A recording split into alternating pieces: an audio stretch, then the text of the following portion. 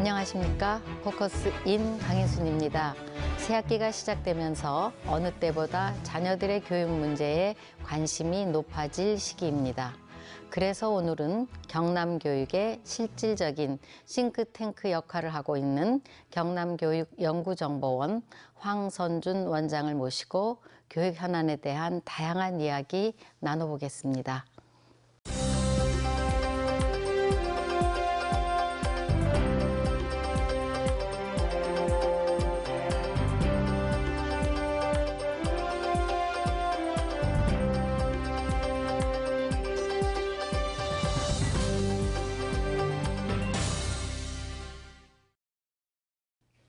경남교육연구정보원 황선준 원장님 함께 자리하셨습니다. 안녕하십니까? 네, 안녕하세요. 반갑습니다. 네, 반갑습니다. 황 원장님, 제가 방금 경남교육연구정보원을 경남교육정책의 싱크탱크 역할을 하는 곳이라고 소개했거든요. 예. 원장님께서 예. 경남교육연구정보원에 대해서 좀 구체적으로 소개를 해주시면 좋겠습니다. 예. 우리 경남교육연구정보원은 아주 많은 일을 그리고 다양한 일을 하고 있습니다. 제가 간단하게 몇 가지만 말씀을 드릴게요. 많은 교사들이 참여하는 우리 교육연구회를 지원하고 운영하고 있습니다. 1년에 1000명이 넘는 교사들이 참여하고 있고요. 그리고 1년에 30편 이상의 연구 보고서를 우리가 내고 있습니다. 그러니까 이런 과학적이고 좀 체계적인 연구를 통해서 경남 교육을 좀 발전시켜야 된다, 그런 생각이고요. 그 다음에 우리 온라인을 통해 가지고 우리 학생들한테 보충 학습이라든지 심화 학습을 하고 우리 선생님들한테 수업에 도움이 될 수 있는 그런 것들을 지원하고요. 그리고 경남 교육에 필요한 모든 서브라고 할 수 있는, 그러니까 나이스라든지 에듀파인이라든지 그 다음에 홈페이지에 필요한 그런 서버들을 우리가 운영하고 관리하고 있습니다. 그래서 정보원이라는 이름이 바로 거기에 붙어 있습니다. 예, 그래서 이름이 경남교육연구원이라고 하면 될 것 같은데 연구 뒤에 정보원이 붙은 게 왜 그럴까 했는데 황 원장님 말씀을 제가 들으니까 좀 궁금증이 좀 풀렸습니다. 예, 원장님으로 취임하신 지는 한 3년, 2015년에 취임을 하셨는데 3년째 접어드는데요. 그동안에는 스웨덴에 좀 오래 계셨다고 얘기를 들었습니다. 그러면 여기 오시기 전에, 취임 전에는 주로 어떤 일을 하셨습니까? 스웨덴에 1985년도에 제가 유학을 갔습니다. 스톡홀름 대학에서 정치학 박사를 마치고요. 대학에서 강의와 연구를 하다가 스웨덴 감사원에서 공무원을 역임하고 그다음에 마지막으로 스웨덴 국가교육청에서 정책 평가를 총책임지는 그런 과장으로 역할을 하다가 2011년도 9월 1일자로 서울교육연구정보원장으로 한국으로 돌아왔습니다. 그리고 경남에 내려온 것은 2015년도 3월 1일이고요. 그러면 혹시 경남에 오셔서 2015년에 원장님으로 취임하셔서 어떤 부분에 좀 중점을 두고 일을 하셨나요? 제가 경남에 와서 제일 먼저 고민하면서 한 일이, 지금 우리 교육연구정보원이 하는 일이 학교 현장에 도움이 되는가 되지 않는가, 그런 진단을 했습니다. 그래서 그렇게 보니까 그렇게 이제 교육적으로 큰 의미가 없는 그런 사업들도 있고요. 그다음에 우리 교사들 사이에 너무나 지나친 경쟁을 유발하는 그런 사업들도 있고 그랬습니다. 그런 사업들은 특히 교육 현장에 어떤 큰 도움을 준다기보다는 우리 선생님들의 어떤 장래 승진이라든지 이런 것과 관련이 돼 있어가지고 그런 사업들을 폐지를 했습니다. 그리고 이제 현장에 가장 도움이 되는 그런 사업들을 한 게 없고요. 그런 사업들은 계속해서 발전시키는 그런 일을 했고요. 그다음에 제가 와서 좀 특색 있는 그런 사업을 하나 한 게, 돈이 드는 그런 사업은 아닌데 교육연구정보원의 세미나를 하나 만들었습니다. 그래서 수요일 오후마다 오후 3시부터 한 1시간 반, 2시간 정도 우리 직원들, 원하는 직원들만 이렇게 모여서 토론을 하는 그런 세미나인데, 한 주 동안 있었던 국제적인 그런 문제 현안에서부터 우리나라 교육에 이르기까지 가장 관심이 있었던 그런 분야라든지 아주 특이한 거라든지 우리가 꼭 알아야 되는 그런 자료들을 제가 모아가지고 우리 직원들한테 배포하고, 그리고 그것을 가지고 토론하는 그런 세미나가 있습니다. 아주 재미있습니다. 예. 그건 아주 그냥 취임하시고서 쭉 지금 예. 빼지 않고 진행이 되고 있나 봐요. 그러니까 이게 우리 직원들의 어떤 전문성 신장이라든지 그다음 특히 이제 우리 한우나 파는 이런 경향이 상당히 강한데 시야를 넓히는 그런 부분에서 상당히 좋은 역할을 한다 그런 이야기를 많이 들었습니다. 예. 그럼 황 원장님 그 역점을 두고 하시던 계획하셨던 일들 또는 시행했던 일들 중에 좀 성과는 좀 보셨습니까? 그렇게 이야기할 수도 있죠. 직접적으로 성과를 본 그런 것들은 우리 교육연구정보원이 한 연구 결과를 가지고 우리 교육청의 정책을 이제 바꾼 그런 것들이 있고요. 예를 들어서 교육청에 우리가 설치한 다문화 교육센터라든지 그다음에 초등교육에 있어서 학생들 한 학급에 선생님 2분이 있을 수 있는 그런 보조교사 제도라든지 그런 것들을 하는데 우리 연구정보원의 연구가 큰 역할을 했고요. 그런 것뿐만 아니라 이제 제가 아까 말씀을 드렸듯이 우리 이제 교사들 사이에서 대회가 많다. 그런 대회 중에서도 특히 이제 역효과가 있는 그런 것들은 이제 폐지를 했다 그런 이야기 했죠. 그러면서 투자를 굉장히 많이 하고 강조를 많이 한 부분들이 수업 혁신과 그것과 맞물려 있는 평가 혁신인데요. 그런 부분에 대한 어떤 호응도라든지 그런 거 상당히 좋습니다. 그리고 우리 연구정보원이 하고 있는 사업 중에서 미디어 방송국이라는 게 있습니다.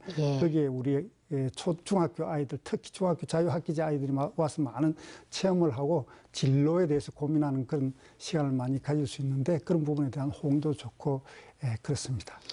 무슨 성과라는 거는 좀 나타나는 그런 시기적으로 보면 나타나는 것은 조금 시간이 걸리긴 하지만 과정에 있어서 지금 원장님 말씀하셨더니 이렇게 성과는 이렇게 보이고 있는 것 같아서 좀 기대는 해볼 만한 그런 일인 것 같습니다. 또 뿐만 아니라 우리 교육청하고 우리 교육연구정보원이 힘을 합쳐서 같이 할 때 효과가 좋습니다. 그렇군요.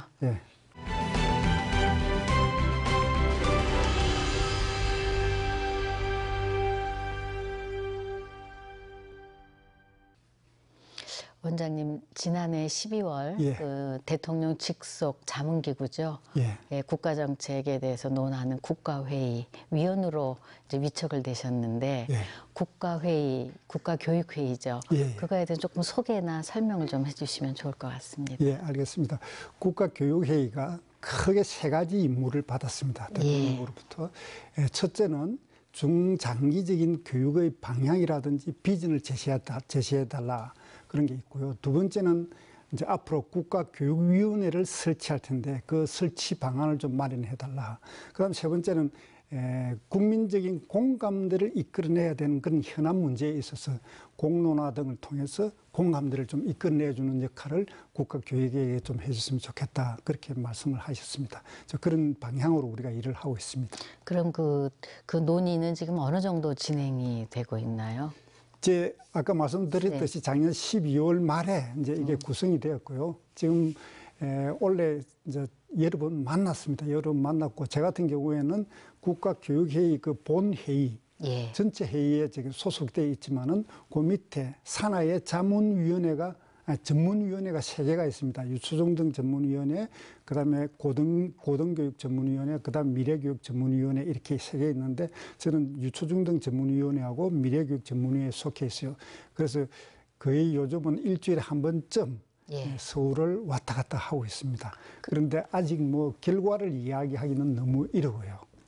그럼 각 위원회별로는 그 위원들은 한 몇 명 정도로 구성이 돼 있어요? 10몇 명 정도 돼 15명 내외로 이렇게 돼 있습니다. 그럼 거의 그 일주일에 한 번씩 또는 2주에 한 번씩 아주 회의가 있네요. 그렇습니다. 좀 지켜볼 만한 일인 것 같긴 합니다.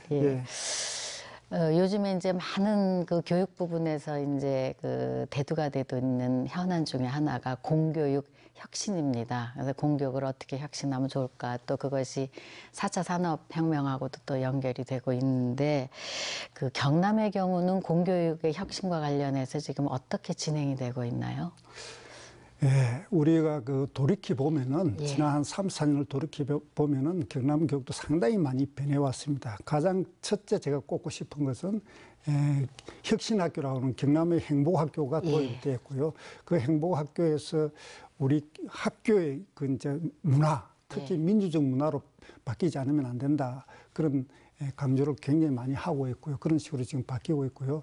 그다음에 중요한 것은 제가 볼 때 수업 혁신과 평가 혁신입니다. 예. 수업하는 것하고 평가하는 것이 완전히 맞물려 있는데 예. 이제까지는 그 일방적으로 우리 선생님들이 그야말로 주입하는 그런 수업을 했다고 그러면은 경남에서 지금 그 수업 혁신에 대한 얘기가 굉장히 많이 나오고 있고 학생이 참여하는 수업, 배움 중심 수업 이런 수업을 도입해서 지금 아이들이 사고를 키워주는 그런 수업을 많이 하고 있습니다. 예. 뿐만 아니라 그 평가 방식도 예. 옛날에 그 객관식 그런 시험보다는 서술형 논술형 시험이라든지 논문이라든지 작문을 통해서 하는 그런 평가로 상당히 많이 바뀌고 있고요. 예. 제가 아주 좀 획기적인 그런 그 변화가 뭐냐면은 고등학교 입학을 하는데 그 등급별 평준화 이런 예. 식으로 지금 하고 있는데 이게 상당히 획기적입니다. 그리고 이 연구를 했는데 여기에 대한 호응도가 상당히 좋습니다. 물론 이제 우려하시는 분들도 있는데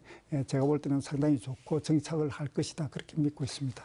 그러면 등급별 평준화 예. 조금 보충 설명이 가능할까요? 그게 예를 들어서 뭐 1등급부터 예. 9등급 이렇게 쭉 학생들을 이렇게 나눌 수 있잖아요. 예. 그러면은 세 학교가 있다고 그러면은 세 학교에 똑같이 1등급을 나누고 그다음에 2등급을 나누고 3등급을 나누고 이런 식이에요. 그러니까 그러면 한 학교에 그 지금 중학교에 있는 아이들이 상당히 그 성적이 고르게 이제 그 학교에 간다 그런 얘기고 이 이제 정책이 모두를 위한 교육이라는 그런 큰 하나의 철학적 테두리 속에서 이해할 수 있는 것인데 한 학교 내에서 공부를 잘하는 아이들 못하는 아이들 동기부여가 잘 된 아이들 그렇지 않은 아이들이 모여서 서로 같이 공부하고 배우고 가르치고 그러면서 서로 이해하는 그런 학교 아마 상당히 그런 의미에서 의미가 있는 그런 획기적인 그런 정책이 아닌가 그런 생각. 그러면 등급은 어떤 기준으로 나누게 되나요? 중학교 이제 마지막 졸업 시험 그러니까 중학교 성적을 가지고 그렇게. 예, 그건 결국 이제 학교 성적을 가지고. 예. 예.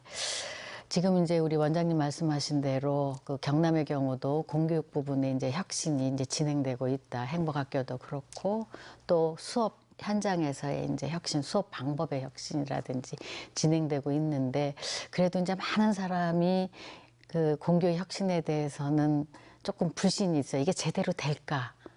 그런 거에 대한 그 신뢰감은 좀 아직 많이 떨어져 있거든요. 예. 그래서 그렇게 그 공교 혁신에 대한 실현의 정도가 낮게 좀 그 예측하는 분, 그 이유는 어디에 있다고 보세요? 예, 좀 믿어줬으면 좋겠다 우선 그런 말씀을 드리고 싶고요. 예. 교육계가 엄청나게 큰 조직입니다. 예. 그러니까 몇백만 명이 이제 이렇게 교수 선생님으로부터 학생들을 이르기까지 포함되어 있는 그런 큰 조직, 공룡과 같은 그런 조직인데 이런 조직을 이렇게 변화시키고 혁신시키기가 쉽지가 않습니다. 예. 그리고 제가 가만히 이렇게 관찰을 해보고 이렇게 분석을 해보면은 우리 교육이 보수화될 수밖에 없는 그런 선진 제도가 있습니다. 예. 예를 들어서 경력이라든지 연수라든지 연구라든지 이런 것들을 아주 오랫동안 하면서 점수를 따야 나중에 이제 교장이 되고 교감이 되고 교장이 될 수 있는데 그때 또 위에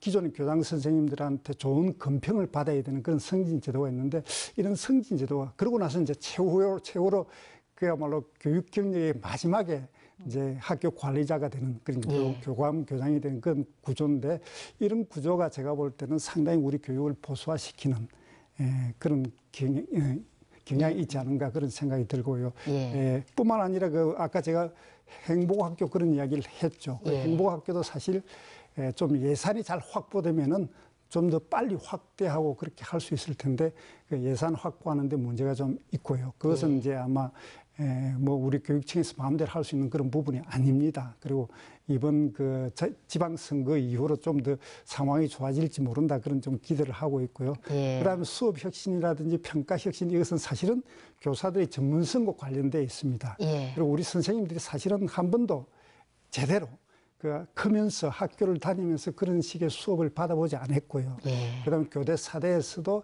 그런 식의 그 교육을 제대로 못 받았기 때문에 아마 그런 부분에 좀 어려움이 있는데 우리 선생님들이 열심히 하고 있다는 건 제가 알고 있습니다. 그래서 좀 기대해도 좋다, 좀 믿었으면 좋겠다. 그리고 아이들 좀 믿고 맡겨줬으면 좋겠다. 그렇게 생각하고 있습니다.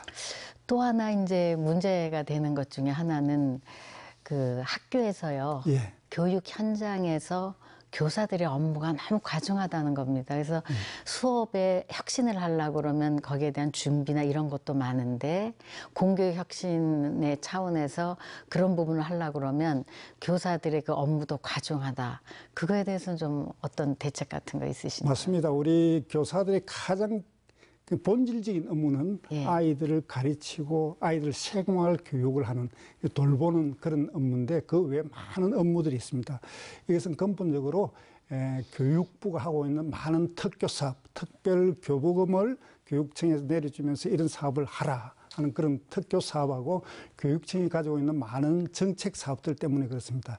제가 생각할 때는 그런 사업들을 앞으로 거의 이제 없애든지 하고 만약에 꼭 필요하다고 그러면은 차라리 돈을 예산을 학교에 내려주어서 학교가 필요한 그런 사업들을 하는 일종의 교육 자치죠. 그 학교 단위에서 교육 자치를 이루면서 그런 식으로 변화시키면은 그야말로 그 업무들이 상당히 많이 경감이 되지 않겠나 저는 그렇게 믿고 있습니다. 그런 식으로 해야 우리 선생님들을 그 학생들한테 돌려주고 그야말로 전념해서 아이들을 가르쳐 줄 수 있는 그런 학교가 되지 않겠나 그렇게 믿고 있습니다. 아마 앞으로는 그렇게 될 가능성이 굉장히 큽니다. 왜냐하면은 지금 문재인 정부가 들어서고 나서 가장 큰 교육 공약 중에 하나가 교육부 사업을 시도교육청으로 이양한다 그렇게 이야기를 했거든요. 저는 그게 큰 기대를 걸고 있습니다. 그리고 사실 교육부 사업이 시도교육청으로 이양을 했을 때 시도교육청은 또 그걸 쥐고 있지 말고 그 계속해서 각 학교로 예산과 함께 내려주면은 학교가 알아서 필요한 그 사업들을 하지 않겠나 그렇게 믿고 있습니다. 사업의 이제 운영 방식이 버텀업으로 해서 이루어지고 지금 말씀하신 그런 일들은 국가교육회의에서도 조금 논의가 될 사안입니다. 논의가 되고 있습니다. 그러니까 이제 현장에서 교사들의 업무, 과중한 업무 이외에도 이제 대한민국 교육하면 딱 떠올리는 게 있습니다. 뭐 원장님께서 좀 전에도 말씀하셨는데 경쟁교육, 주입식 교육 또는 그 강의식이죠. 수업의 일방적인 소통하는 그런 방법 이런 것들을 되게 이제 지적을 하는데 그런 걸 통해서 이제 일부분 어떤 부분은 학생들의 성취도가 올라가는 부분이 있기도 하지만 그것이 이제 문제가 되고 있죠. 특히 이제 4차 혁명 시대는 그런 것들이 아주 그 발목을 걷는 그런 요인들인데요. 어떻게 보십니까? 스웨덴에서 이제 교육 계통에 많은 일을 하셨으니까. 그게 사실은 가장 근본적으로는 우리 그 객관식 시험을 가지고 대학 입시를 치는 여기에 가장 큰 문제가 있습니다. 이게 이제 사실, 정답이 있는 사실 위주의 그런 공부를 하게끔 하는 것이고요. 그렇게 함으로 인해 가지고 학생들이 많은 사실을 기억하고 그 다음에 많은 문제를 푸는 그런 형식으로 공부를 하는데 이제 이렇게 할 때 아이들의 어떤 창의력이라든지 비판적 사고라든지 그런 것들이 길러지지 않고 있습니다. 이런 것들을 빨리 탈피해 가지고 아이들이 사고할 수 있는 그 비판적 사고를 키우는 그런 창의력 교육으로 바뀌어야 됩니다.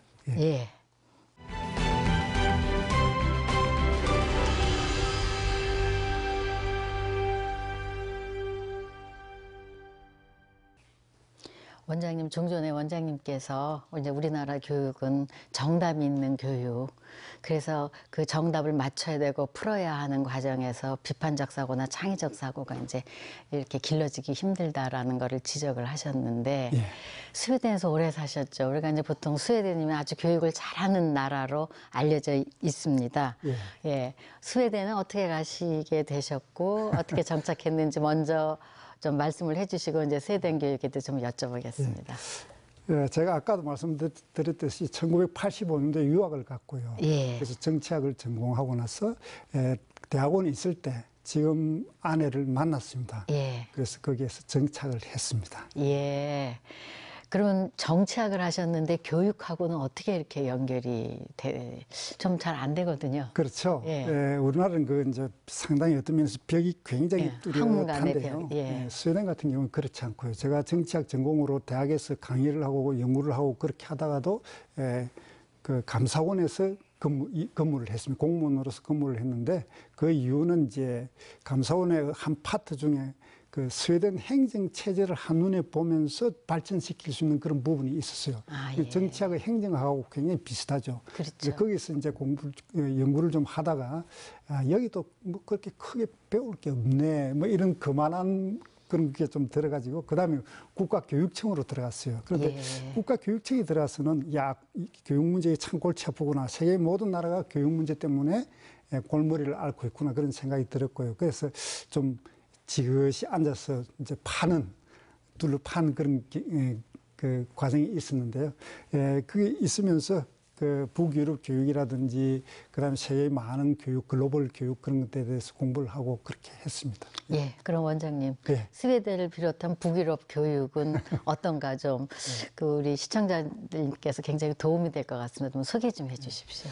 모든 나라 교육이 마찬가지입니다. 제가 볼 때는 장단점이 있습니다. 스웨덴 교육도 마찬가지고요. 스웨덴 교육의 어떤 단점이라고 할 수 있는 것은 아이들이 그야말로 우리가 굉장히 잘하고 있는 사실 위주, 정답이 있는 그런 사실 위주 공부가 약하다는 데 좀 문제가 있고요. 그 대신에 이제 스웨덴 아이들은 왜라는 질문을 한다든지 무엇이 문제인가 그런 걸 고민한다든지 그런 문제들을 어떻게 해결할 것인가 그리고 그런 모든 문제들에 있어서 나는 어떻게 생각하는가 이런 부분이 굉장히 강해요. 그래서 어떤 면에서 이제 4차 산업혁명 시대에 맞는 비판적 사고를 가진 그런 아이들, 그러면서 문제가 무엇인지 고민하면서 문제를 해결하는 그런 능력을 가진 아이들을 좀 잘 키워낸다 하는 그런 생각이 좀 드는 부분들이 있고요. 그러니까 스웨덴 교육도 장단점이 있습니다. 예.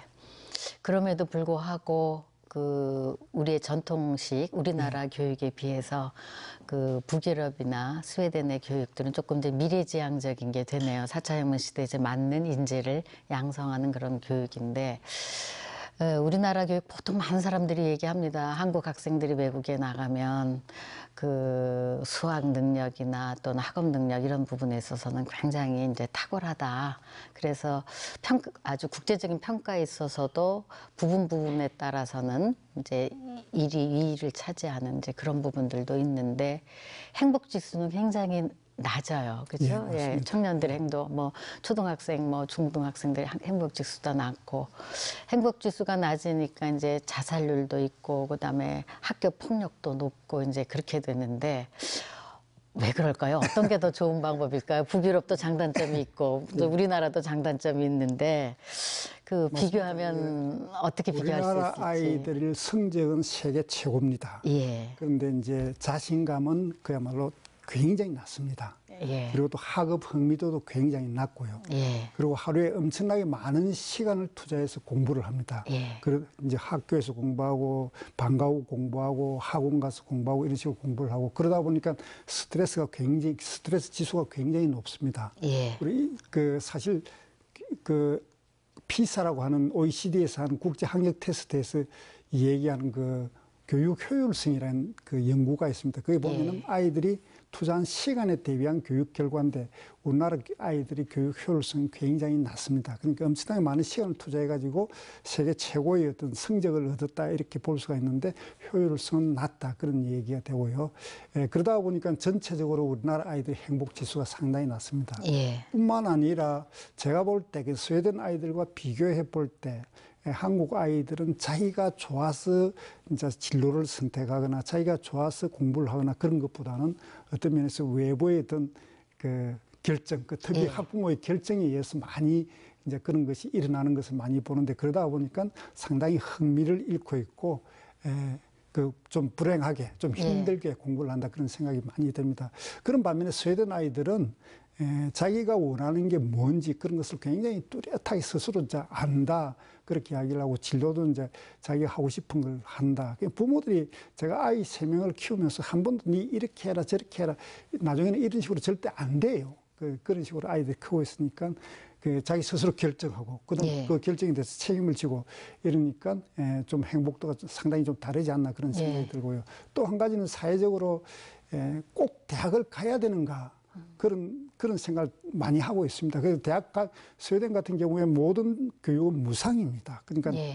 대학원까지 완전히 무상인데도 불구하고, 그리고 유수의 대학이 있는데도 불구하고 대학 가는 비율이 50% 안팎입니다. 예. 그러니까 많은 아이들이 대학을 안 간다 그렇게 이야기를 할 수 있는데, 그 대학을 가지 않아도 먹고 사는데 큰 문제가 없다. 결국은 사실 이게 그러니까 사회적 평등 문제와 관련이 돼 있어요. 이런 문제가 해결이 되면은 우리도 앞으로 아마 이런 교육의 문제도 상당히 많이 해결되지 않겠나 그런 생각이 듭니다. 그 교육 문제를 교육만으로 해결하기는 상당히 어렵다. 전체적인 사회 문제하고 같이 결부되어 있기 때문에 아마 그렇지 않나 그런 생각이 좀 듭니다. 그럼 어떻게 하면 우리나라도 보통 이제 많은 부모님들도 그렇게 생각하고 있고 학생들도 그렇게 생각하고 있는데 좋은 대학 가라. 좋은 대학 가기 위해서는 하여튼 부모가 모든 지원을 하겠다. 그러면 좋은 대학 가게 되면 왜 좋은 점이 있느냐? 좋은 직장을 얻을 수 있고 좋은 직장이라는 게 뭐냐? 그러면 급여 수준이 높다라든지 또는 사회 경제적 안정이 높다. 이제 그런 도식에 의해서 이제 아이들이 교육을 받고 부모님들도 거기에 대해서 지원하는 그런 구조. 이제 그런 구조와 그다음에 또 하나는 사회의 삶의 안정성, 뭐 복지 수준이 될 수도 있고요. 그게 이제 연동되는 맞물리는 어떠한 그 조건이 형성이 돼야 아이들의 재능을 좀 살리는 교육, 뭐 이런 게 이제 가능하다는 그런 말씀으로 이제 제가 해석을 해볼 수가 있는데 우리나라에서는 그게 언제쯤 가능하더라고요. 예측을 하시는지요. 제가 뭐 그걸 예측하기 상당히 어렵고요. 네. 그러면 아니면 또 어떻게 하면 만들어갈 수 있을까? 예측은 그렇더라 하더라도. 스웨덴 사회를 조금 더 얘기를 하면요. 예. 우리 이제 아이들이 크면서 너는 좋은 고등학교, 좋은 대학, 좋은 직장, 나중에 뭐 아파트 한 채 살 때까지 상당히 많은 것들을 그야말로 인생에서 굉장히 중요한 것들을 보류하고 포기하고 이제 그렇게 사는 반면에 제가 스웨덴에서 아이들을 키우면서 굉장히 크게 느낀 것 중에 하나가 아이들이 크는 그 순간순간이 굉장히 중요하다. 가치가 있다. 그래서 아이들이 진짜 하고 싶은 것들을 거의 이제 다 하면서 그렇게 커가는, 그러면 그것도 사실 자기가 하고 싶은 것을 선택하고 그에 대한 책임을 지는 그런 형태로 이제 독립심이 굉장히 중요하다. 그런 것을 느끼면서 이제 아이를 키웠는데요. 그런 것들이 좀 굉장히 다르고요. 물론 이제 스웨덴에도 예를 들어서 좋은 대학, 뭐 좋은 대학이라는 이야기는 하기 좀 어렵지만 좋은 학과에 대한 그건 선호도. 있어요. 예, 선호도는 있어요. 그래서 법대라든지 의대나 그런 데는 상당히 많은 학생들이 몰리고 들어가기가 좀 어려운 점이 있습니다. 그럼에도 불구하고 이제 우리하고 좀 큰 차이는 스웨덴 그 공교육에 대한 철학이 굉장히 뚜렷하다. 저는 그렇게 많이 느끼고요. 그러니까 모두를 위한 교육이라든지 한 명의 아이도 포기하지 않는 그런 교육. 그러니까 우리 수월성 교육, 아주 똑똑한 아이를 길러내겠다 하는 그런 교육보다는 한 명 아이도 처지지 않는 그런 아이, 모든 아이가 일정 수준의 그 교육 수준에 도달하는 그런 교육을 하는 그런 굉장히 차이점이 있고요. 그리고 공교육은 가정을 보완해야 된다는 그런 굉장히 뚜렷한 철학이 있습니다. 아이들의 사회적 배경은 굉장히 다릅니다. 부잣집 아이도 있고 그러니까 공부를 많이 받은 그런 부모들의 아이들도 있고요. 그런 모든 아이들, 그다음 외국에서 온 그런 아이들도 있고 그런 모든 아이들한테 양질의 교육을 주어서 좋은 교육을 받을 수 있게 하는 그런 교육 철학이 굉장히 뚜렷한 거 있고요. 그다음에 좀 상당히 특징적인 것 중에 하나가 스웨덴 학교를 가보면은 모든 학교의 예체능이라든지 실기 부분에 굉장히 많은 돈을 투자하고 아이들을 가르친다 그런 걸 많이 느낄 수가 있어요. 좋은 음악실이라든지 미술실이라든지 그다음에 실기 중에서도 목공이라든지 철공이라든지 그다음에 도자기실이라든지 그다음에 재봉실도 있고요. 그다음에 요리할 수 있는 요리 실습실 같은 게 굉장히 잘 돼 있고요. 그러니까 아이들이 아주 초등학교에서부터 클 때 자기 재능이 무엇인지 소질이 무엇인지 이런 것들을 테스트를 하면서 클 수 있고요. 그래서 이제 진로가 상당히 다양하게 이루어진다 그런 생각이 많이 드는데 그런 부분에 앞으로 우리가 상당히 많이 좀 투자를 해야 되지 않나. 아까 제가 말씀드렸던 사회적 평등을 추구해 나가면서 우리 학교 교육이 그런 식으로 좀 투자를 하고 아이들을 길러내야 우리 그 아이들이 나중에 이제 자기 소질과 적성에 맞는 그런 진로를 할 수 있는, 그래서 조금 더 행복해지는 그런 미래가 되지 않겠나 그런 생각을 하고 있습니다. 예, 국가교육회의의 역할을 상당히 많이 기대할 수밖에 없는 그런 상황인 것 같습니다. 지금 이제 우리 황 원장님 말씀 들어보면, 그러니까 초등학교 때부터 일상생활에 있어서의 자기 적성을 개발할 수 있는 실기나 실습 분야들에 대한 투자가 아주 잘 돼 있다, 이제 그런 말씀인데요. 예. 글쎄요, 우리나라도 뭐 그런 정도는 지금 할 수는 충분히 그럼요. 예, 예, 경제적 있는 능력이 있습니다. 예. 교육에 투자를 해야 된다. 예. 예, 거기에 이제 좀 사회적 합의가 도출되면은 그런 문제 우리가 해결해 낼 수 있습니다. 또 하나 이제 우리나라 교육 문제로 상당히 많이 오랫동안 지적을 하고 있는데 해결 안 되는 문제가 뭐냐면 학생들의 창의력 부족입니다. 어떻게 하면 그 창의력 부족 문제 어떤 식으로 이제 우리 교육통해서 해결할 수 있을 것 같은지 좀. 예, 제가 생각할 때는 이렇습니다. 그러니까 너무 그 뭐 전문가다운 그런 이야기를 하고 싶은 이야기는 아닌데요. 제가 볼 때는 아직도 우리 교육이 아까도 말씀드렸듯이 정답이 있는 그런 사실 위주의 공부 그리고 객관식 시험을 치는 이게 가장 큰 문제입니다. 제가 스웨덴에서 쭉 이렇게 교육을 책임지고 그다음에 거기서 이제 대학원을 쭉 다니면서 느낀 것 중에 하나가 우리 사회적 문제들은 정답이 있는 그런 문제가 사실은 없습니다. 재미없죠. 이거 어떻게 생각하는가, 어느 것이 그러면 소위 말해 정답에 가까운가 이렇게는 이야기할 수 있지만 정답이 있는 것은 아닌데 우리는 아직도 정답이 있는 그런 시험 문제들을 내고 그런 것들을 아이들이 숙지하게끔 하고 그러다 보니까 이제 창의력이 떨어지는데 우리 아이들한테 그야말로 모든 문제에 의문을 제기하고 왜라는 질문을 하고 그런 것들을 이제 비판적으로 생각하는 그런 수업을 해야 됩니다. 그런 수업을 하면서 차츰 이제 변화시켜 나가야 이제 그 창의력을 키울 수 있고요. 그렇게 하지 않으면 이제 안 된다. 그런 절박감 속에 저는 있다고 생각합니다. 만약에 이제 정답이 있다고 생각하는 그 순간에 그야말로 창의력은 생기지 않습니다. 그렇죠. 고정된 사고가 바로 그럼요. 그래서 제가 생각할 때 교육에서 가장 중요한 것은 아이들한테 비판적 사고를 심어주는 것이다.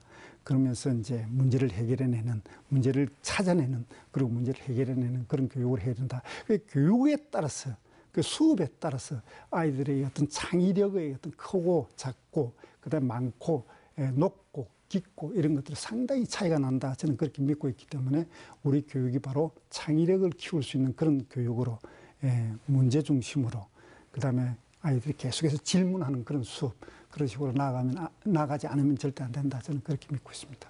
예, 그 황 원장님 말씀을 들으니까 이제 우리나라가 그런 식으로 교육의 강의실 있죠. 강의실에서 이제 그렇죠. 그 교육이 이제 혁신이 돼야 되는데 그러기에는 학교 운영 시스템이라든지 또 학교 내에 예를 들면 학교를 운영하는 그 선생님들 간에 또는 또 책임지는 선생님들 간에 그러니까 이제 학교 내에 그 비민주적인 요소 또 운영체계의 예를 들면 일방적인 그런 그 운영체계 그 일방적인 운영체계 뒤에는 교육이기 때문에 교육은 이끌어가야 되고 좀 지적인 능력이 많은 사람이 조금 그런 지식을 동원해서 이끌어가야 되고 또 교장, 교감 뭐 이런 여러 가지 교육 행정 체계 자체가 그런 것들을 뒷받침해 주지 못하는 것 때문에 교육 현장에서 선생님들이 창의적이고 좀 재밌게 수업을 하려고 해도 못하는 부분들도 많이 있다고 보거든요. 그런 부분들은 조금 뭐 행정적으로는 어떤 변화가 좀 있어야 될 것 같습니까? 국제 연구를 제가 하나 말씀을 드려볼게요. ICCS라고 하는 이 연구인데 이 연구를 보면은 어떤 게 나오느냐면은 우리 교사들의 학교 행정에 있어서 교사들의 영향력에 대한 연구를 한 게 있습니다. 그걸 보면은 교장 선생님들하고 교사들하고 굉장히 그 인식의 차이가 큽니다. 교장 선생님들은 우리 학교 선생님들이 학교 행정에 상당히 큰 영향을 미친다 이렇게 믿고 있는 반면에 선생님들은 교장 선생님이 일방적으로 뭐 전달한다든지 통보를 한다든지 그런 식으로 학교를 경영하고 있다 그런 얘기인데 그러니까 교장 선생님하고 우리 선생님들 사이에 엄청나게 그 신뢰 불신이 크다 그렇게 볼 수가 있습니다. 그 아마 OECD 국가들 중에서 가장 크지 않는가 그런 생각이 드는데요. 제가 봐도 우리 학교는 아직도 유럽의 학교들에 비해서 상당히 권위주의적입니다. 예. 이제 권위주의적이다 이런 이야기는 바로 밑에 사람들의 의사가 이제 위로 올라오지 않는다 이런 이야기인데, 만약 이렇게 될 때는 그야말로 많은 사람들이 어떤 창의력이라든지 아까 말씀하셨듯이 다양하게 하고 싶은 그런 수업들이라든지 이런 것들이 학교 현장에 적용하기가 굉장히 어렵다 그런 얘기가 드는데, 이런 부분에서도 상당히 많이 좀 변해야 된다 그런 생각을 하고 있습니다. 제가 스웨덴이나 핀란드나 덴마크나 이런 데 학교를 상당히 1년에 적어도 한 번씩 이렇게 방문을 하는데, 예. 그 방문해서 보면은 그쪽에 그 교장 선생님들은 그야말로 머슴과 같이 일을 하고 있고요. 그 교장 선생님들이 그 교장실은 조그마한 방 하나에 어떤 경우에는 교장과 교감이 같이 쓰는 그런 경우가 상당히 있습니다. 그런 걸 보면서 우리도 좀 저렇게 좀 변했으면 좋겠다 그런 생각이 할 때가 상당히 많이 있습니다. 그러니까 이제 스웨덴은 이제 우리나라하고 만약에 이제 1대1 국가로 비교한다 그러면 훨씬 교육 행정 자체가 권위주의적이지도 않고, 행정은 교육 현장을 지원하는 그런 인식이 그렇죠. 예. 이제 잘 돼 있다. 이제 그게 전제로 돼야 교육 현장의 혁신도 이제 가능하고 그렇죠. 이제 변화가 예. 가능하다는 그런 말씀이시죠. 예. 그럼 이제 스웨덴에서 이제 그 경험을 조금 말씀해 주시면 좋을 것 같은데요. 이제 스웨덴의 경우에는 이제 올해 우리 지방선거가 있잖아요. 예. 그러니까 마찬가지로 스웨덴에도 선거가 있다 그러면 학생들한테 이제 그런 민주 시민의식 같은 거죠. 그걸 부여하기 위해서 모의 선거 뭐 이런 거를 여러 번 그 교육시키고 있다는데 맞습니까? 예. 뭐 교육을 시킨다기보다는 학교에서 그러니까 예. 선거가 있는 그 해에는 예. 거의 모든 학교에서 모의 선거를 합니다. 예. 모의 선거를 어떤 식으로 하느냐면, 학생들 중에서 지금 그 의회에 있는 그 당들이 있죠. 예. 그거와 똑같은 정당들. 예, 정당들을 이렇게 만들어내고, 그리고 정책들을 만들어내고, 예. 그런 그 당 대표들은 그런 정책들을 가지고 학교에서 막 유세를 하고 그럽니다. 예. 그러고 나서 의회 선거가 있기 전에 예.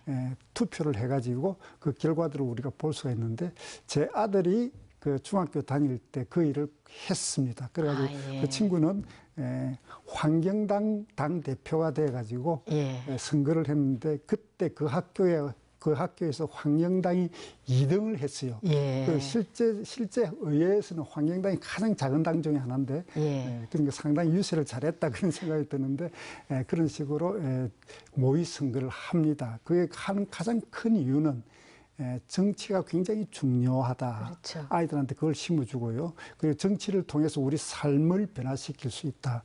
그리고 이 정치는 그러니까 민주적으로 이루어져야 된다.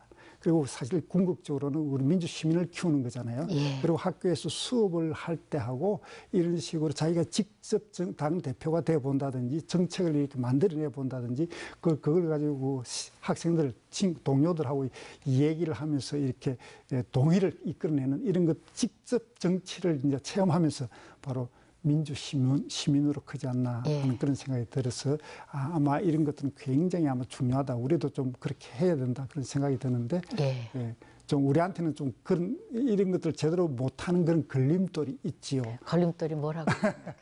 그게 제가 볼 때는 우리 헌법 제7조에 있는 그 정치적 중립성의 요구입니다. 이 정치적 중립성이 때문에 우리 많은 선생님들이 정치에 대해서 얘기하는 것도 상당히 꺼려하고 부담스러워하고 두려워하고 있습니다. 그래서 제가 볼 때는 사실 이 헌법에 있는 정치적 중립성, 이게 1961년도에 자유당 시대 바로 이후에 딱 만들어진 것인데, 아직까지 손을 못 보고 있는데, 이건 이제 폐지해도 되겠다. 저는 폐지하면 좋겠다. 그런 생각이 들고요. 그 대신에 교육기본법이나 이런데 딱 하나 간단하게 집어넣을 수가 있습니다. 주입식 정치 교육은 금지한다. 그러니까 선생님이 예를 들어서 자기가 무슨 당을 좋아한다고 그래서 그런 좋아하는 당 아이들한테 주입시키는 그것은 절대 안 된다. 이런 식이고 문구 하나만 딱 집어넣어도 충분히 이제 되지 않겠나 그런 생각이 드는데, 그렇게 해야 우리가 그야말로 민주 시민을 키워낼 수가 있습니다. 아주 중요한 얘기였습니다. 중학교 이상의 이제 학생의 경우에는 어느 정도 부모의 강요나 주위의 강요 안 듣고 판단할 수 있는 능력은 있으니까 그걸 믿고 이제 예를 들면 현장에 있어서의 민주시민 교육 같은 게 굉장히 필요하다고 보는데요. 예. 지금 이제 황 원장님이 이제 그런 스웨덴에서의 그런 사례를 얘기를 듣고 보니까 스웨덴에서 자녀를 낳고 기르는 그런 과정에서 스웨덴식의 교육 방법하고 황 원장님이 한국에서 이제 받은 교육 그다음에 아이한테 그걸 어떤 식으로 이제 뭐라 그러나요? 교육시킬까 하는 예. 그 두 분 갖고 충돌되는 부분은 없었는지 하는 의심이 좀 들어요. 혹시 없으셨습니까? 있습니다. 당연히 있었고요. 예. 그 아이 키울 때 아내하고 그런 부분에서 갈등도 상당히 많이 있었습니다. 예. 굉장히 큰 차이는 스웨덴 사람들은 아이들이 아까 제가 이렇게 누누이 이야기했듯이 아이들이 스스로 결정하고 그 결정에 대해서 아주 어릴 때부터 그 결정에 대해서 책임지게끔 그렇게 하는 그 독립심을 키워주는 그런 교육을 하는 반면에 저희들은 시키고 지시하고 그러면 이제 착한 아이가 되고. 그렇지. 그런 식으로 하는 것하고 그다음에 굉장히 큰 차이 중에 하나는 또 이 성평등. 남자인지 여자인지 구분하지 않고 아주 평등하게 키운다든지 그다음에 성소수자에 대한 권리라든지 인권이라든지 이런 것들을 굉장히 중요시 그것이 가정에서도 굉장히 중요시하는 그런 반면에 우리는 상당히 많은 편견을 가지고 있었다. 그런 생각이 참 많이 들었어요. 그리고 또 실질적으로도 일상생활에서 저 같은 경우에는 끊임없이 공부 열심히 해라, 공부해라 이런 잔소리를 했고요. 저희 집사람은 뭐 청소하라, 자기 방 청소해야 된다. 그다음에 이제 우리 애들이 초등학교 4, 5, 6학년 때부터 저녁 식사를 한 끼씩 했어요. 식사 만들어야 된다. 그다음에 중학생 되면 아르바이트 해야 된다. 그러니까 미래 사회에서 살아갈 수 있는 그런 것들을 아주 좀 어릴 때부터 해야 된다. 그것이 굉장히 중요하다. 그런 강조를 했는데 저는 뭐 아이들이 학생일 때 공부만 열심히 하면 되지 왜 그런 걸 자꾸 시키냐. 차라리 내가 청소해 줄게. 이런 식으로 하면서 그렇게 키웠는데 가만히 생각해 보면 그게 참 옳다 그런 생각이 참 많이 들었어요. 그리고 또 공부에서도 굉장히 차이가 나는 게 한 번은 우리 아들이 그 다음날 수학 시험이 있었어요. 그래서 내가 옆에 앉아가지고 그 수학 시험이 나오는 그 어떤 단원을 쭉 이렇게 애하고 테스트를 해봤는데 굉장히 어려운 질문들이 몇 개 이렇게 있는데 그 중에 하나를 애가 이해를 못해요. 제가 몇 번 설명을 해도 이해를 못해서 제가 답을 아주 이렇게 정리를 해가지고 적어주면서 요거 외워. 그래서 내일 이건 틀림없이 시험에 나오니까 내일 외워가지고 써. 이러니까 저희 아내가 그걸 보고 굉장히 놀라면서 그걸 왜 그렇게 하도록 해 이러면서 교과서에다 동그라미를 딱 쳐놓고 거기에다가 딱 이렇게 편지를 써요. 우리 아들은 이것을 이해 못했으니 선생님이 다시 설명해 주세요.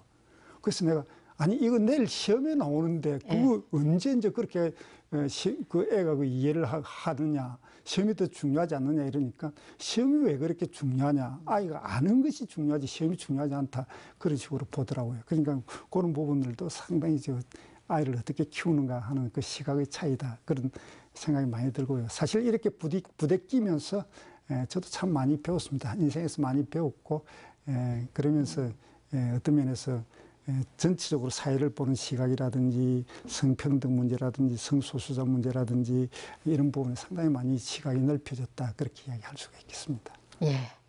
지금 그 스웨덴에서 아이를 낳고 기르면서 스웨덴식 교육 방법하고 이제 부딪히는 문제는 어떻게 보면 궁극적으로는 원장님이 이제 여러 번 말씀하셨지만 교육 철학, 교육을 이제 어떤 관점에서 보느냐의 문제인 것 같은데 황 원장님 그 이외에 스웨덴의 좋은 교육 정책 우리가 도입했으면 좋을 정책 어떤 것이 있을까요? 지금 말씀하신 것 이외에 조금 더 있으면 소개 좀 해주세요. 저는 근본적으로 이렇게 생각합니다. 어느 한 사회의 어떤 정책을 다른 사회에 이식시키는 것은 굉장히 어렵다. 왜냐하면 문화라든지 역사라든지 정치 사회라든지 이런 부분이 굉장히 다르기 때문에 이식시키는 것은 어렵다. 그리고 우리 교육을 보면은 외국에서 좋다는 것은 상당히 많이 들여다 놓았습니다. 그런데 그걸 제대로 하지 않습니다. 그래서 차라리 그런 것들을 싹 쓸어내고 해야 되지 않겠나. 형식적으로 할 것 같으면 차라리 없는 게 낫다. 아까도 그 교원들의 업무 이야기 했지만 그런 것 때문에 이제 시달리고 그다음에 그 자기가 가르치는 그런 부분이라든지 생활교육에 전혀 못하는 그런 부분들이 있어서 그것보다는 차라리 지금 우리가 볼 때 미래 사회가 어떤 아이들을 필요로 하는가 이런 것들을 고민하면서 제가 계속해서 강조했던, 그러니까 이 스웨덴 교육이나 유럽 교육이나 그런 관계없이 예. 우리 아이들한테 근본적으로 사고를 키워주는 그런 교육해야 된다. 그러려고 그러면은 수업이라든지 그것과 맞물려 있는 평가 방식이 꼭 바뀌지 않으면 안 된다. 토론 토의식 수업이라든지 협력 수업이라든지 융합 수업이라든지 이런 것들 자유자재로 하면서 아이들이 자기 사고를 가지고 토론하고 이야기할 수 있는 그런 수업을 해야 되고, 또 그것과 맞물려 있는 서술형 논술형 시험이라든지 논문이나 작문을 통해서 하는 그런 평가라든지 결과뿐만 아니라 과정을 평가하는 그런 평가 시스템으로 바뀌어야 된다. 저는 그렇게 믿고 있습니다. 그럼 이제 그렇게 바뀔 때 우리 이제 부모님들 중에서는 이제 공정성 문제를 제기하는 경우가 상당히 많이 있습니다. 예. 우리 아이와 옆집 아이가 거의 비슷한 답안지를 냈는데 저 아이는 좋은 성적을 주고 우리 아이는 왜 그렇게 좋은 성적을 주지 않느냐, 이렇게 이야기하시는 분들이 상당히 많이 있을 텐데, 저는 그 부분에 대해서 우리 부모님들이 조금 좀 참아주었으면 좋겠다, 이해를 해줬으면 좋겠다, 그런 생각이 듭니다. 그래서 자기 자식뿐만 아니라 우리 전체, 우리나라 전체 아이들을 좀 보면서 교육을 이렇게 혁신하지 않으면은 우리나라에 큰 미래가 없다. 저는 그렇게 생각하기 때문에 조금 그 어떤 그런 그 불미스럽다고 그러면 불미스러울 수 있는 그 불평등하다 이런 공정하지 않는 그런 결과가 있더라고요. 그래서 좀 참아주는, 그러면서 오히려 어떤 면에서 또 다른 면에서 아이들하고 교감하면서 시간을 많이 가지면서 공부하는, 이해하는, 대화하고 그런 식의 그 좀 아이를 도와주는 그런 부모가 됐으면 좋겠다, 그런 생각을 많이 합니다.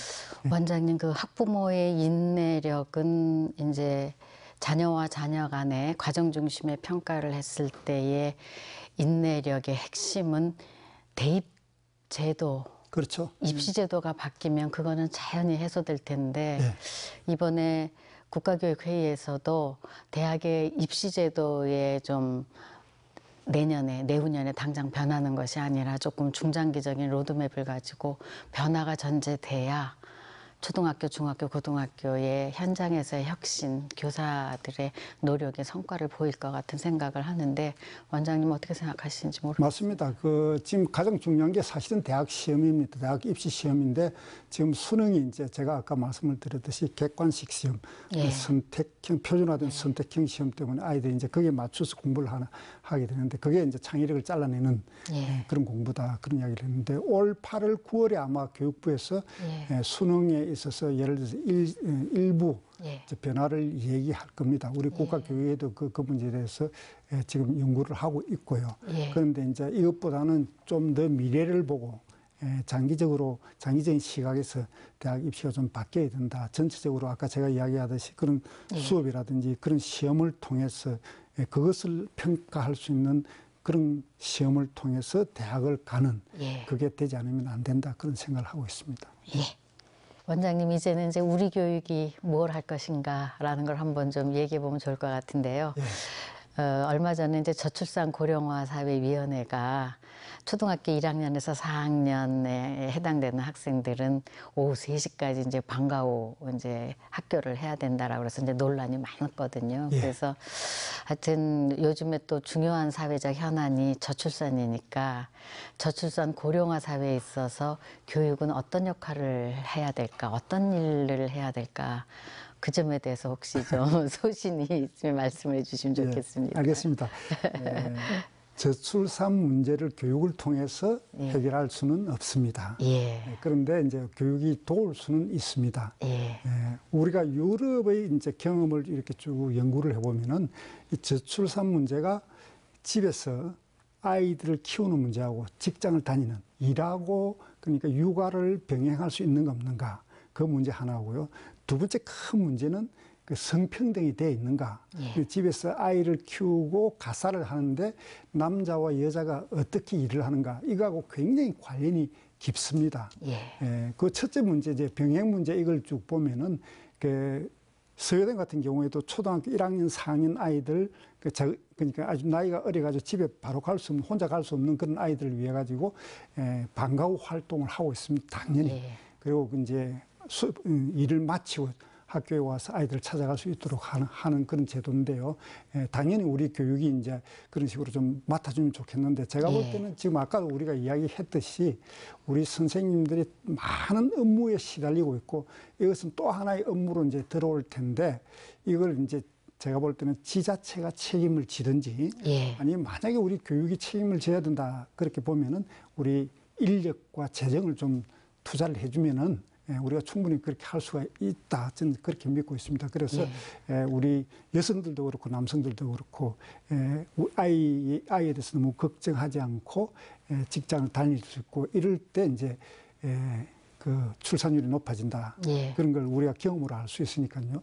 그렇게 했으면 좋겠다. 그 외에도 유급 육아 휴직 제도라든지 그다음에 방과 후 말고 또 다른 제도들이 상당히 많이 있습니다. 아동수당이라든지 그다음에 굉장히 중요한 것이 유아학교. 그냥 저비용에 아니면 무상이면 더욱 좋고요.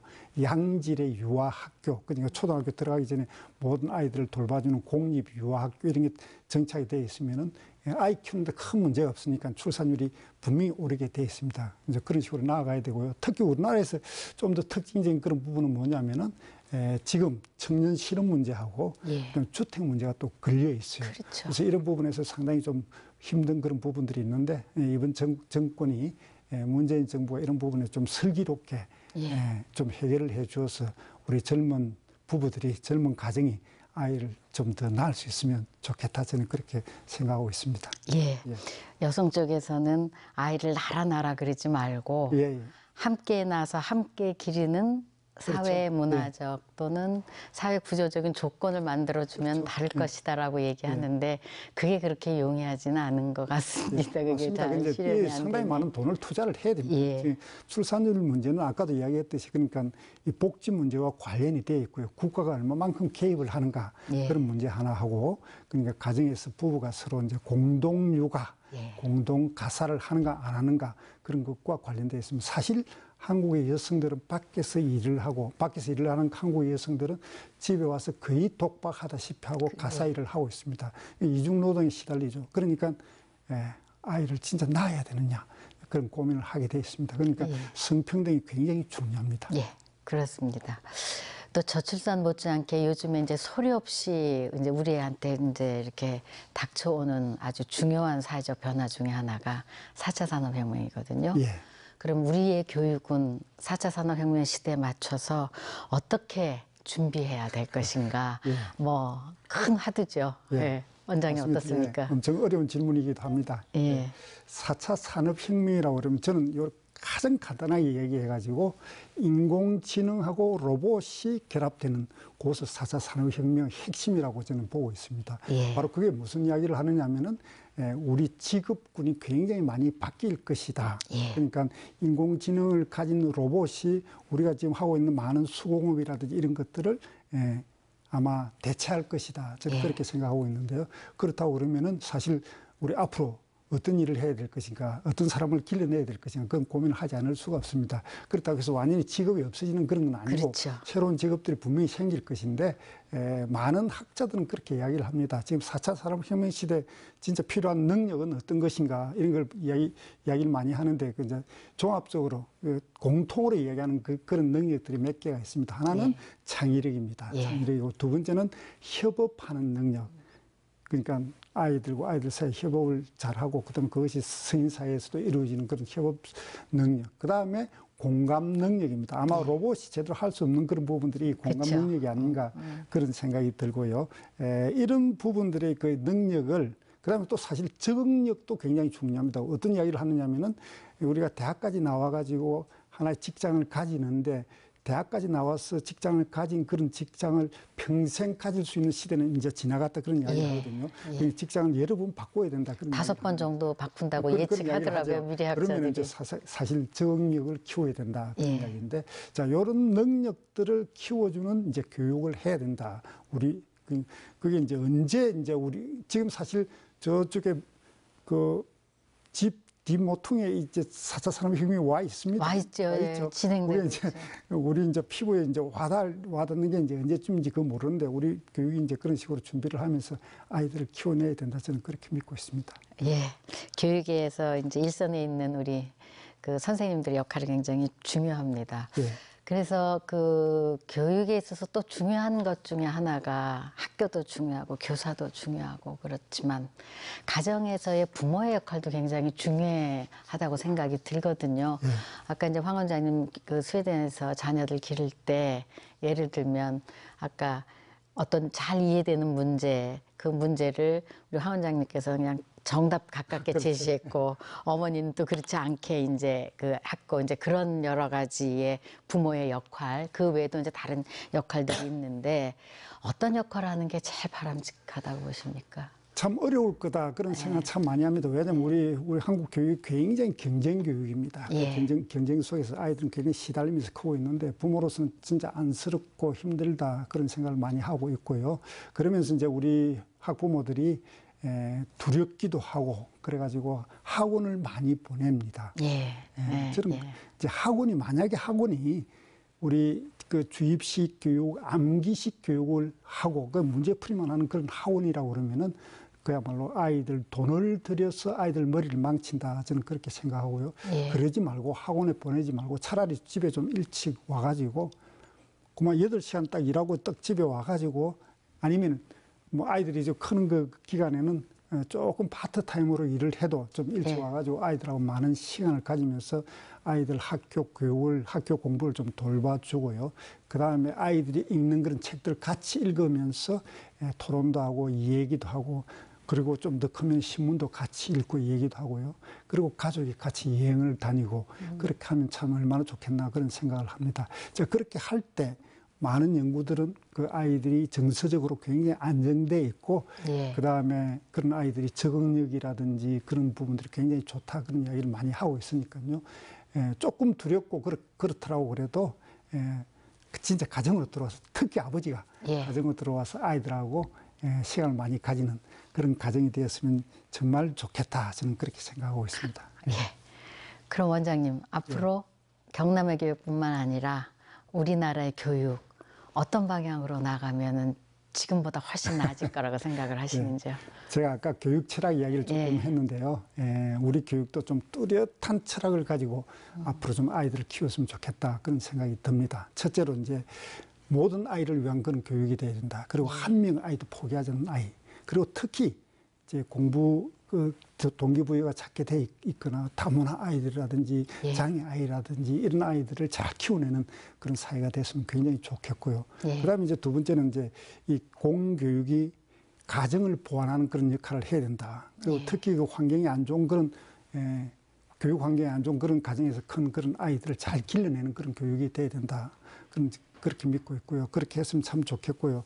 그 다음에 이제 우리 공교육이 가장 이제 핵심적인 그런 부분 중에 하나가 학교의 자율성을 주어야 됩니다. 그 학교의 자율성을 주어가지고 지금은 상당히 교육부에서 교육청에서 이제 학교를 지시하고 통제하고 관리하는 이런 형태인데 학교의 자율성을 주어서 학교 선생님들이 자발적으로 하는 그런 구조로 바뀌지 않으면 안 된다. 유럽은 상당히 오래전에 이제 이렇게 다 바뀌었거든요. 그런 식으로 우리 교육이 나아가야 된다. 그렇게 보고 있고요. 교육은 궁극적으로 우리 아이들한테 지식이라든지 영양을 제공하는 것, 영양을 주는 것, 영양을 키워주는 그게 이제 가장 큰 임무 중에 하나고 두 번째는 민주 시민을 기르는 것입니다. 그러니까 똑똑한 아이들을 키우는데 그러니까 사회를 공동체를 생각하고 공공성을 생각하고 남과 배려하고 남과 협력하고 그런 아이들을 키워내지 않으면 안 된다. 그렇게 볼 때 그런 부분에 굉장히 초점을 두어서 우리 선생님들이 집중할 수 있는 그런 학교 그렇게 됐으면 참 좋겠습니다. 그 공교육의 혁신을 위한 그 교육 철학의 새로운 좀 뭐라 그러나요? 정립, 또 교육 현안 이제 이런 여러 가지를 우리 원장님과 나눠봤는데요. 끝으로 그 원장님이 우리 이제 시청자들 위해서 또 못한 얘기 있으면 마지막으로 한마디 좀 말씀을 해주십시오.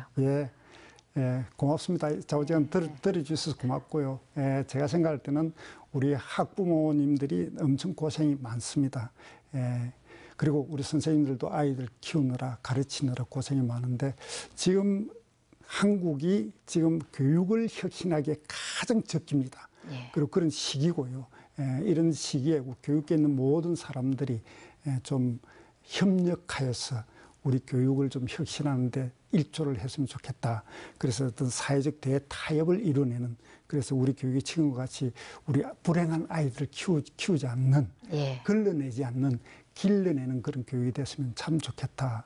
그런 생각을 합니다. 그리고 우리 부모님들과 선생님들한테 수없이 많은 찬사와 존경을 드립니다. 고맙습니다.